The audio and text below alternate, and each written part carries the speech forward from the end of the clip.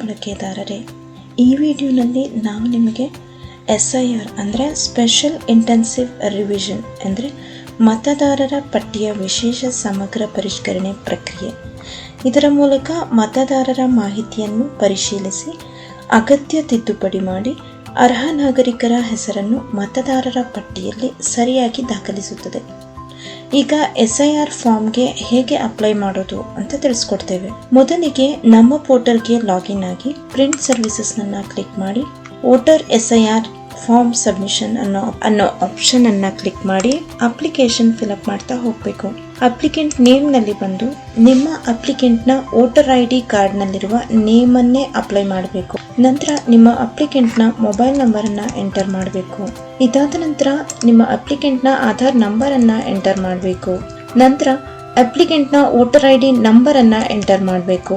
ಇದಾದ ನಂತರ ನಿಮ್ಮ ಸ್ಟೇಟ್, ಅಸೆಂಬ್ಲಿ ಕಾನ್ಸ್ಟಿಟ್ಯೂಯೆನ್ಸಿ ನೇಮ್ ಅನ್ನ ಎಂಟರ್ ಮಾಡಿ ನಂತರ SIR ಕ್ಯಾಟಗರಿನಲ್ಲಿ ಬಂದು ನಿಮ್ಮ ಪೇರೆಂಟ್ಸ್, ಗ್ರ್ಯಾಂಡ್ ಪೇರೆಂಟ್ಸ್ 2002, 3 ಅಥವಾ 5 ನಲ್ಲಿ ವೋಟ್ ಮಾಡಿದ್ದಲ್ಲಿ ಈ ಆಪ್ಷನ್ ಅನ್ನ ಸೆಲೆಕ್ಟ್ ಮಾಡಿ.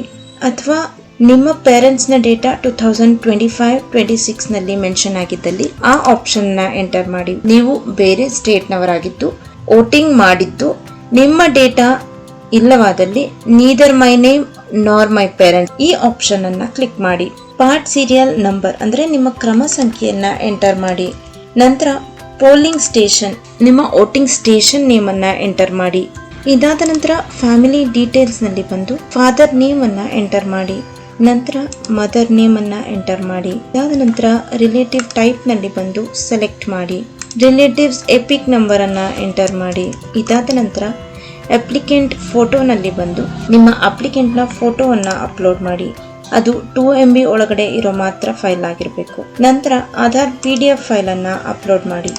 ಅದು ಕೂಡ 2 MB ಒಳಗಡೆ ಇರೋ ಫೈಲ್ ಮಾತ್ರ ಆಗಿರಬೇಕು. ಇದೆಲ್ಲ ಆದ ನಂತರ ಸಬ್ಮಿಟ್ ಫಾರ್ಮ್ ಅಂತ ಕ್ಲಿಕ್ ಮಾಡಿ. ಇಲ್ಲಿ ಪ್ರೊಸೀಡ್ ವಿತ್ ಕಾರ್ಡ್ಸ್ ವ್ಯಾಲೆಟ್ ಅಂತ ಸೆಲೆಕ್ಟ್ ಮಾಡಿ.